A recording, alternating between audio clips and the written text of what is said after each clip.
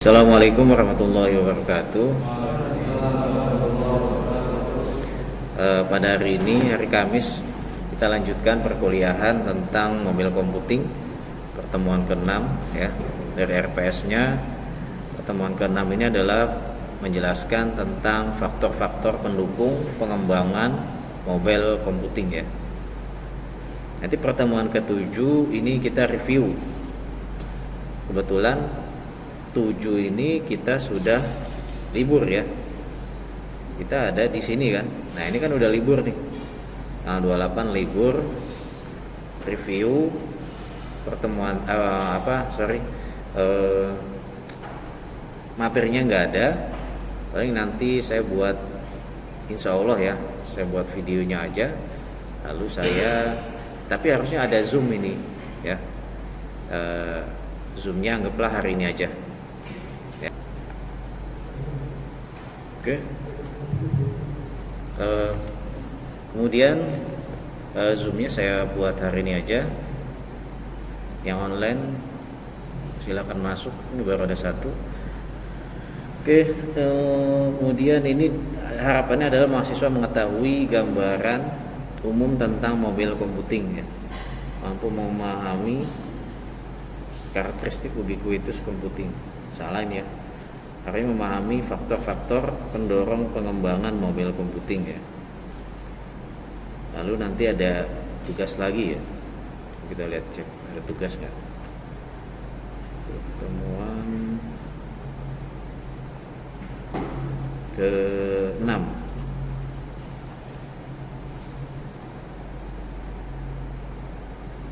Pertemuan ke-6, 5 kemarin ada. 6 ini juga ada ya. Mahasiswa membuat resume mengenai inovasi teknologi mobile computing. Oke. Silabusnya pada pertemuan ke-6 ini faktor-faktor pendorong pengembangan mobile computing. Baik. Saya akan jelaskan. Nanti ada slide tambahan juga dari saya. Faktor pendorong pengembangan mobile computing pada pertemuan 6 ini, slide-nya yang dibuat oleh UPSI ya. Sebuah komputer yang bergerak, yang artinya kemampuan teknologi untuk menghadapi perpindahan ataupun pergerakan manusia dalam pemanfaatan komputer secara praktis.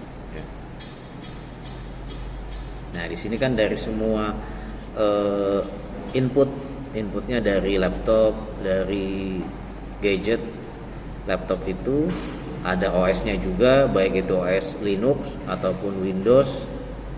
Kalau handphone ada Android, ada iOS, kemudian inputnya juga melalui misalnya access point ya,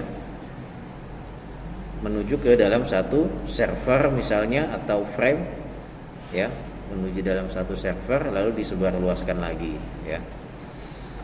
Di mana sistem yang terdistribusi dengan jaringan untuk berkomunikasi antara mesin yang berbeda dan komunikasi nirkabel diperlukan untuk mobilitas perangkat yang saling berkomunikasi sehingga memungkinkan orang untuk mengakses layanan jaringan di mana saja dan kapan saja.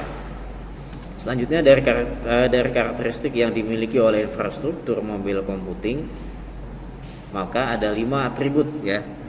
Atribut nilai tambah berikut yang mendorong pengembangan daripada mobile computing. Yang pertama adalah ubiquity ya. Ubiquity ini kalau menurut kampus bahasa Indonesia itu ada di mana saja ya. Tersedia di mana saja. Ubiquity mengacu pada atribut yang tersedia pada setiap lokasi pada waktu tertentu. Sebuah ponsel pintar atau smartphone atau PDA menawarkan ubiquity, yaitu dapat memenuhi kebutuhan baik informasi yang real time, pastinya melalui koneksi broadband ya.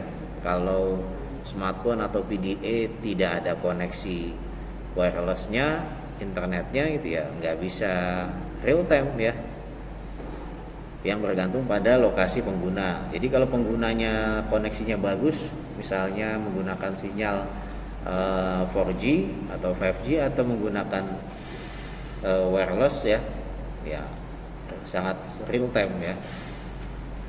Yang kedua adalah kenyamanan. Hal ini sangat nyaman bagi pengguna untuk beroperasi di lingkungan nirkabel, ya, nirkabel, no cable, ya. Yang mereka membutuhkan adalah perangkat internet yang memungkinkan mobile seperti smartphone dengan menggunakan GPS, lebih mudah dan lebih cepat untuk mengakses web tanpa boot up PC, ya.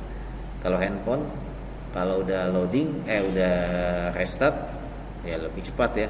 Kalau PC, kalau kita restart, baca dulu semuanya, ya. RAM, prosesor sama sebenarnya, ya.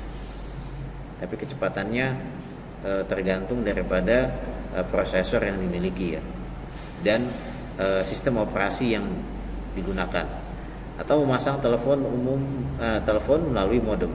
Maksudnya koneksinya si PC itu kalau zaman dulu masih pakai ADSL, ya, telepon rumah yang masih pakai kabel tembaga, itu dicolok ke modemnya, dari modem itu keluar LAN, kabel UTP. Atau handphone yang lebih dahulu lagi masuknya adalah dari di laptopnya itu masih terdapat jack RJ11, ya, dari koneksi. Jadi kalau kita mau pakai mau pakai internet, itu yang ke telepon itu dicabut, langsung colok ke laptop atau ke modemnya ke PC, ya, seperti itu. Lalu dial, ya, ADSL, ya. Dulu pakainya Telkomnet Instan misalnya.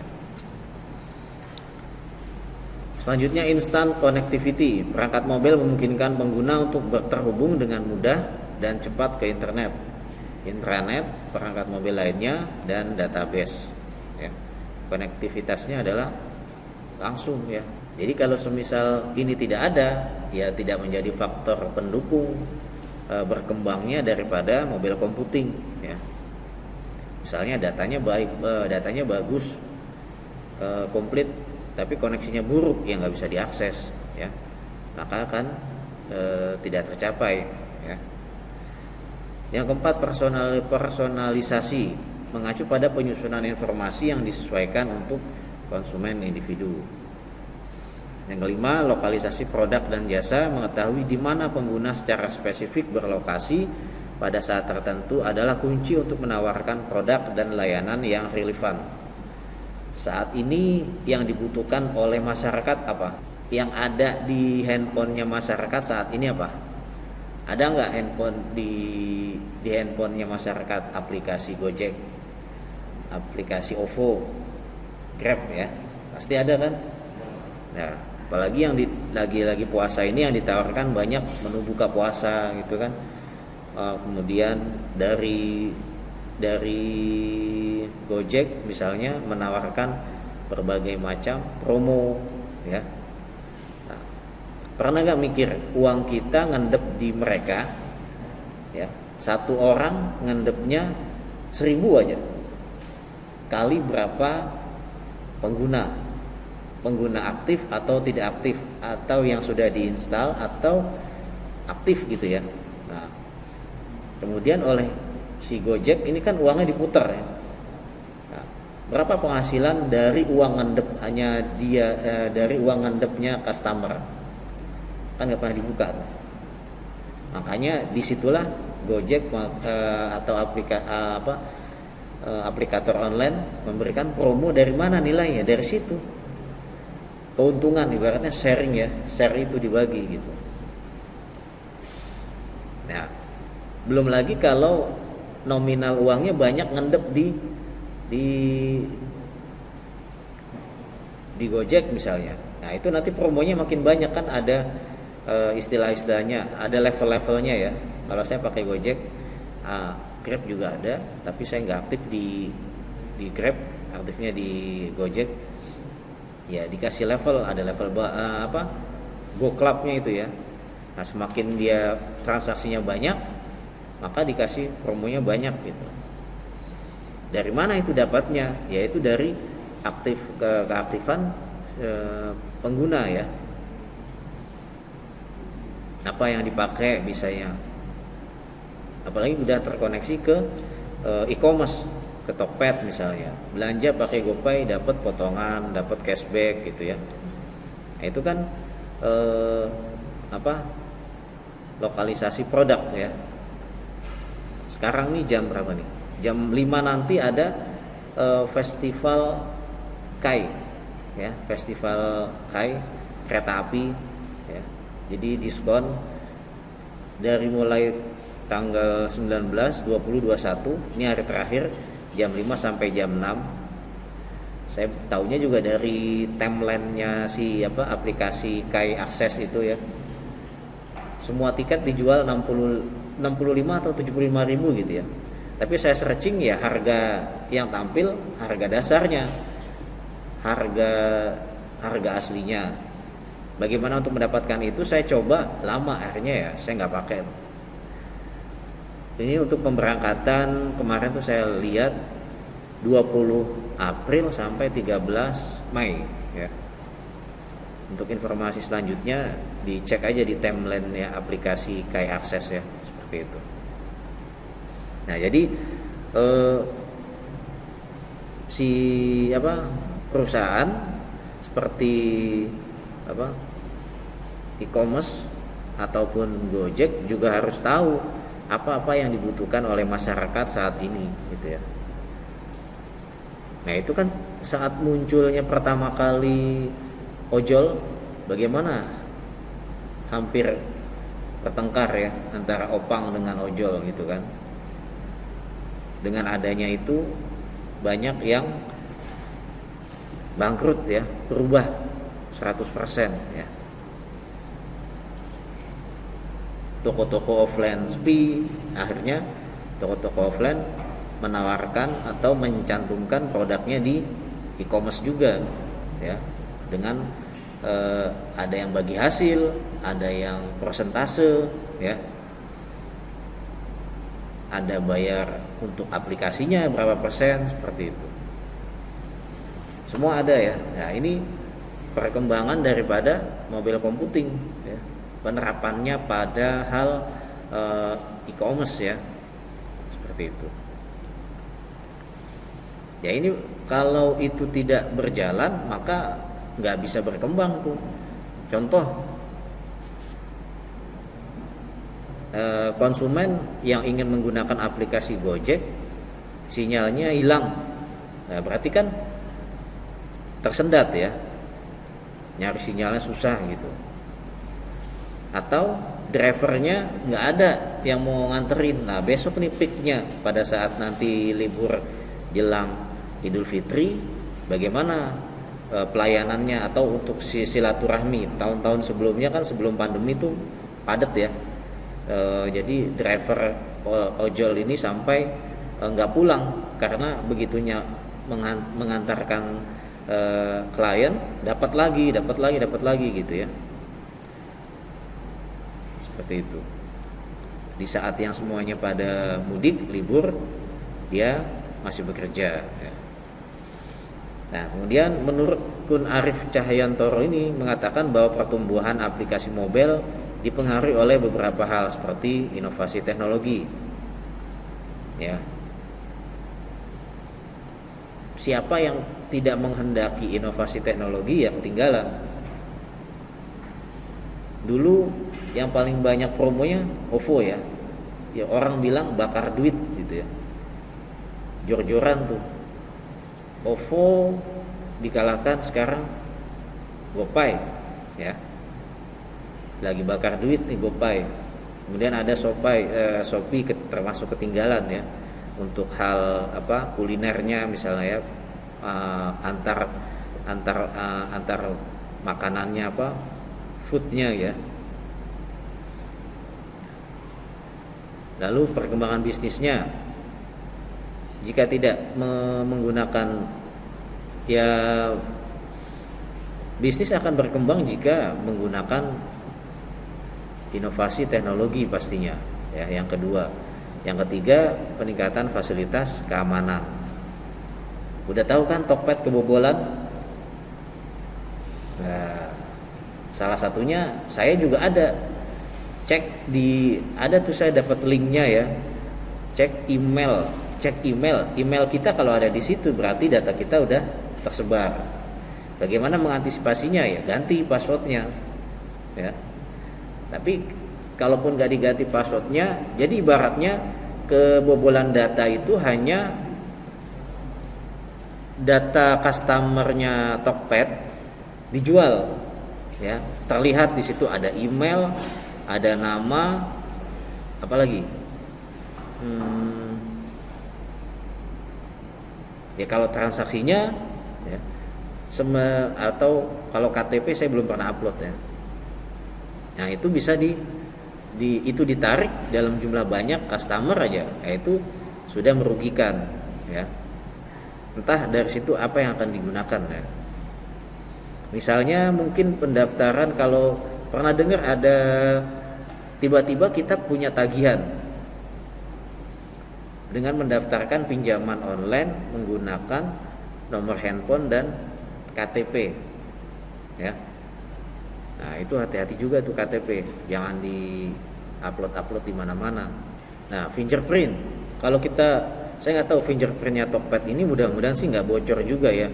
Kalau dia sampai bocor nanti bisa dibaca tuh fingerprint jarinya customer ya, sehingga bisa dimanipulasi dan transaksi deh. Kemudian menurut salah satu ahli dari ACM ya, namanya Owe Ville, mengemukakan bahwa mobile computing ini setidaknya memiliki 3 unsur berikut. Pertama adalah mobile software, di mana terdapat sejumlah aplikasi dan sistem operasi khusus untuk mobile computing sehingga mendukung atau menambah fungsi dari perangkat tersebut. Kemudian yang kedua ada mobile hardware ya. Kalau mobile software iOS, kemudian apalagi Android ya. Seperti itu. Mobile hardware-nya sejumlah perangkat keras yang mendukung adanya mobile computing. Perangkat keras ini dapat berupa perangkat keras penghubung maupun komponen-komponen komputer yang mendukung adanya mobile computing. Dulu ada, sempat pernah dengar cerita ini enggak? Ojol rebutan customer. Ya. Jadi kalau handphonenya sinyalnya kuat, pasti dia akan selalu dapat tuh. Ya. Sampai ada yang nanya, kok baru datang udah ngambil lagi, baru datang dapat lagi, baru datang dapat lagi ya. Berarti kan di sini entah itu kelemahan pertama daripada aplikator ojolnya, atau memang itu adanya main di sinyalnya. Jadi kalau dari aplikatornya siapa cepat siapa dapat, ya maka siapa yang cepat dapat sinyal, nah dia dapat gitu ya. Kemudian dipakai lagi kategori yang kedua, siapa yang dilayani dapat penilaian dari customer paling baik, maka dia akan dikasih. Ada lagi pelayanan ketiga, siapa yang berjalan, jadi dia tidak berdiam diri ya, dia muter gitu ya, dia berjalan, maka oleh si aplikator diberikan ke dia, jadi nggak ngendon. Nah, yang keempat ada lagi yang pakai apa? Fake map ya, lokasi fake ya, location fake gitu ya. Dia adanya di mana, itunya ada di mana gitu ya. Iya. Dia masih di rumah tapi fake-nya udah di stasiun gitu. Begitu dapat dia bingung, wah jauh banget ini jaraknya, nggak diambil ya kan. Akhirnya oleh customer dibilang driver tidak berjalan, nah penilaiannya jelek ya gitu ya. Banyak lagi kegagalan, kelemahan daripada atau apa ya, kelemahan ya, user daripada ojolnya bisa dipakai, ada dijual beli, kemudian digunakan hal-hal yang tidak diinginkan, penipuan ya. Dapat order barang, kirim, ternyata dibawa lari ya. Setelah dicek itu bukan akun aslinya ya, dia boleh beli atau akun itu sudah dijual. Itu kan kelemahan ya. Kemudian yang ketiga, mobile communication. Sejumlah protokol jaringan, format data dan teknologi terkait dengan pengoperasian mobile computingnya. Ya. Misalnya aplikasi ojol ini berjalan di protokol apa gitu ya, format datanya apa, bagaimana aplikasi itu bisa di encrypt, kemudian bisa increase dikecil, dikompres ya, sehingga aplikasinya menjadi cepat dan tidak menghambat. Coba kalian bandingkan beberapa e-commerce, mana yang cepat antara Tokped, apalagi blibli.com, Lazada, Bukalapak atau Shopee, dengan menggunakan kartu yang kalian punya di satu tempat. Nah itu bisa dilihat ya. Misalnya kalau menurut saya pernah bandingkan itu yang tercepat ya Tokped, atau mungkin karena sudah ada cache-nya. Kalau kita sering buka Tokped ya cache-nya kan udah ada tuh ya. Ya cepat dibantu gitu, terbantu dengan adanya cache. Kemudian kalau nggak pernah buka Shopee yang begitu besar berat gitu ya, kita milih apa, ngekliknya kemana gitu kan, lama tuh. Kita buka Lazada juga sama, belum lagi buka JDID, wah banyak tuh ya. Jadi sebenarnya yang kalau dilihat dari traffic daripada penggunaan jaringan yang banyak digunakan oleh masyarakat saat ini selain sosmed ya e-commerce ya. Dalam beberapa kantor sosmed atau YouTube live streaming sudah diblok, tapi apa, e-commerce-nya belum diblok. Nah, ternyata trafiknya banyak lari ke situ, dan banyak juga yang di dalam e-commerce melakukan penjualan secara online ya kan. Nah, kalau di-play oleh kita kan kenanya adalah traffic streaming gitu ya, traffic streaming gitu. Jadi lebih besar penggunaan bandwidthnya ya. Nah, itu harus diketahui. Oke, dah. Ini slide-nya udah selesai. Hanya penjelasannya 11 halaman. Nanti ada soal saya buatkan di Google di form ya, seperti yang sudah. Kemudian ada slide, saya mau nerangin sedikit dari slide tambahan. Ya, ada ini kemarin saya ambil juga nih kalau dari PDF yang saya dapat ini, yang pertama karena ini ada PDF 1, 2, 3 dan 4 ya. PDF yang pertama ini mobile computing ya.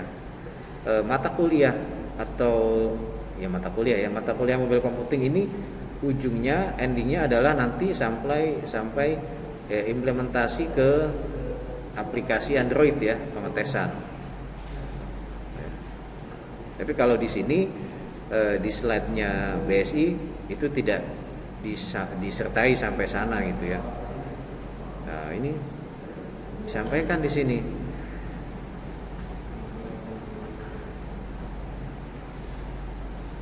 Ini sampai 125 halaman ya. Nah, ini. Bagaimana Android itu bisa menyebar ke dalam operating system yang lainnya, bersinergi dengan aplikasi software yang ada gitu ya. Apa ini pengertian on-bin.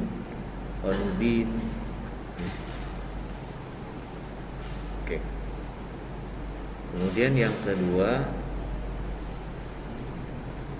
itu slide yang PDF yang saya dapat pertama. Yang kedua ketutupan. Nah, ini yang kedua ini mobile computing.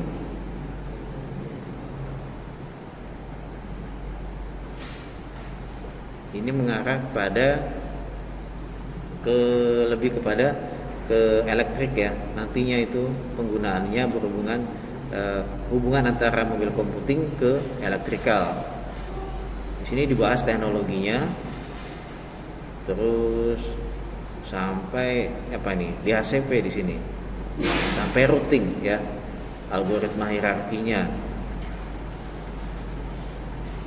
Jadi mata kuliah mobil computing ini sebenarnya tergantung daripada universitas itu mau bahasnya sampai mana ya. Ini saya, kalau kalian mau baca nanti saya upload di e-learning aja biar untuk pengetahuan kalian ya. Pak, ini ujian UTS keluar nggak? Ya nggak ada, ya nggak keluar. Ini hanya untuk pengetahuan aja. Kalian tahu kalau lagi nganggur-nganggur baca, ya enggak, ya nggak apa-apa. Ya. Jadi apa yang ada di PDF ini ya lengkap, tidak hanya teori, tapi ada praktikalnya, hubungannya dengan teknikal, dengan paket data, ya, dengan analog digitalnya, itu ada. Kemudian yang ketiga, ini udah conclusion aja nih. Ini ada 26 PDF halaman. Ya. Oh ini apa? Ini jurnal ya. Ini jurnal. Jadi saya waktu kuliah S2 dulu dijelasin sama guru, sama dosen saya bahwa paling tua buku itu adalah paling tua daripada hasil pemikiran, ya. Dan paling mudanya adalah jurnal, paper, ya. Jadi ada yang namanya paper, jurnal,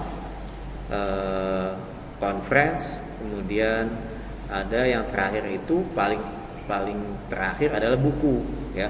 Kalau buku yang udah matang, ya, udah banyak yang memberi masukan, memberi tambahan, koreksi gitu ya. Kalau ini jurnal ya, ini artikel ilmiah yang bahas tentang distribusi dan mobile computing ya. Mobile computing ini penyebarannya sampai mana? Ya, ini dibahas di jurnal ini. Apa itu computing? Ini kan yang kemarin kan, sama nih, Darcy Wilkes ya.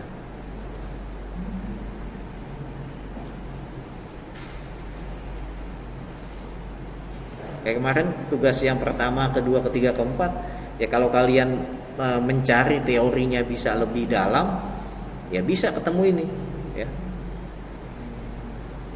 Misalnya dapatnya berbahasa Inggris, ya tinggal di convert ke bahasa Indonesia, diterjemahkan, lalu kalian setelah ditranslate, diupload ke WordPress atau web kalian masing-masing, ya itu bisa seperti itu. Jadi ada pengetahuan yang baru ya, yang berbahasa Indonesia. Oke. Nah kalau ini yang saya baca ini mobile computing pada GIS ya, geografik. Jadi ini pemetaan ya, GIS ini. Mana tadi?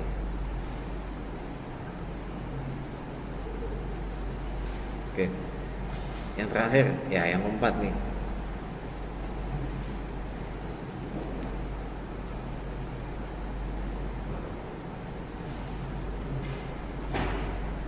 Yang keempat ini bukunya saya dapat halamannya dari sini. Salah.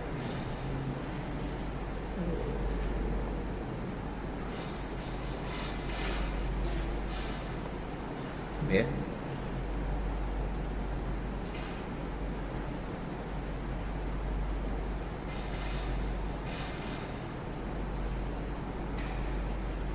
Oke. PDF ini judulnya diambil dari Universitas apa ini?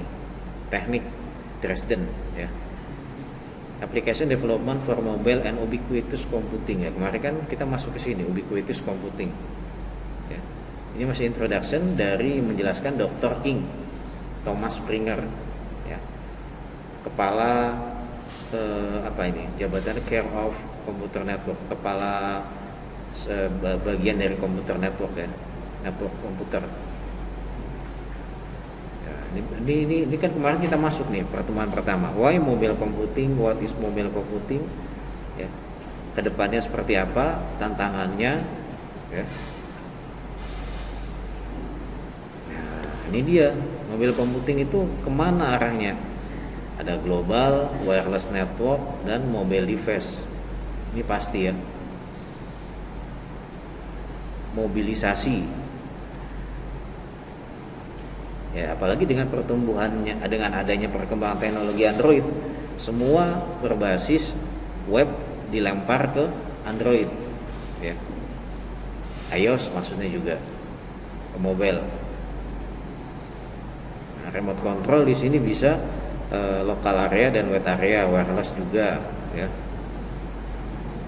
Ini apa? Ini kemungkinan aplikasi dan mobil daripada mobil computing. Ini bisa terjadi pada apa? Remote control, wireless ya, remote access ya. Kemudian kerjanya di mana? Nah, ini cara kerjanya, mobile worknya. Kita di mana? Kita di sini ya. Device profile. Nah, di sini misalnya ada contoh hotel yang digunakan. Ini application servernya melalui internet ya. Nah, contohnya apa? Aplikasi hotel Red Hotel ya. Apa sih? Yang ada di aplikasi Android itu yang sebenarnya dia nggak punya hotel, cuman dia mengakomodir semua penginapan yang ada di dunia, malah ya di Indonesia juga ada. Nah, ini ada tuh dipesan di situ, pilihnya di mana ya, di hotel mana lokasinya, kemudian nanti yang menghubungkan adalah aplikator tersebut gitu ya. Nah, kemudian banyak aplikasi lagi, contohnya penerbangan juga. Contoh yang bisa dilihat di sini apa? Tiket.com lah gitu ya. Atau apalagi selain tiket.com. Itu kan semuanya masuk dalam ini. Dalam konteks seperti ini, contohnya aplikasi tiket.com. Dari mulai transportasi ada ya, kemudian pesanan juga bisa, office-nya ada, servernya juga ada ya, contohnya seperti itu. Kemudian mobil computing pada location based service ya, ini pendeteksian lokasi dari satu titik ke titik yang lain, perpindahan ya, pergerakan ya. Kemudian untuk intelligent environment ini juga bisa mendeteksi lingkungan sekitar ya. Kemudian nah ini penjelasannya apa itu mobil computing. Ini udah saya jelaskan kemarin pertemuan pertama ini ya. Kemudian kedepannya seperti apa? Ini kan sama nih, pertemunya adalah Max Weiser ya.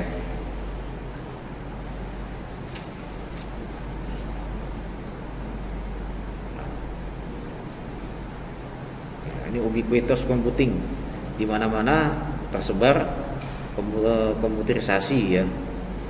Only when things disappear in this way are we free to use them without thinking, and so to focus beyond them on new goals ya.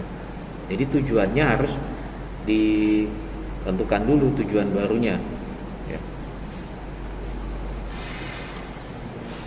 Nah, nanti kalian bisa baca ya. Saya taruh di e-learning BCSID sampai apa nih, karakteristik wireless komunikasi ada nih ya. Nah, masuk ke tantangannya, network flow-nya seperti apa. Ini ada PAN, ini kan jenis-jenis network nih dimasukin, jadi mengulang ya, yang hubungannya dengan mata kuliah jaringan diambil juga karena ini masih berhubungan, ditambahkan di sini seperti itu. Cellular network. Nah, ini topologinya.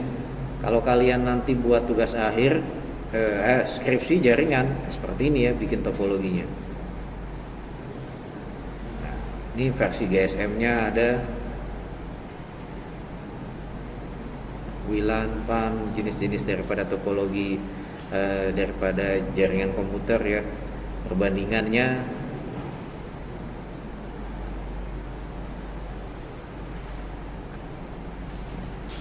Contoh menggunakan 4G ya, infrastrukturnya seperti ini.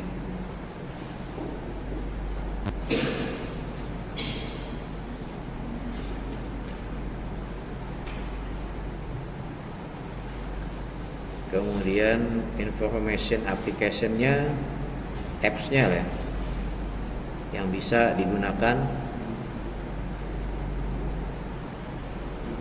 Nah, ini perbedaannya, tombol-tombolnya, touchpad, pointing stick, trackball, mouse. ini OS-nya. Mobile, Windows Mobile, Android, iOS, ya. Kemudian ada Maimo, nih, BlackBerry, OpenMoko, Limo. Kemudian apa? Device manufacturer share paling banyak apa di sini? Apple ya, 30%. Ini tahun 2010.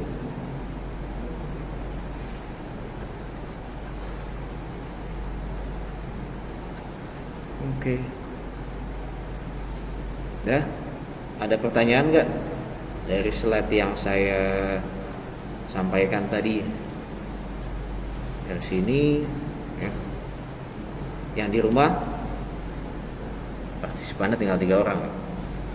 Kalau nggak ada, nanti tugasnya latihan soalnya saya buatkan di Google Form, ya, saya share via WhatsApp, ya. Slide tambahannya saya upload ke e-learning BCACID. Sekian dari saya. Assalamualaikum warahmatullahi wabarakatuh.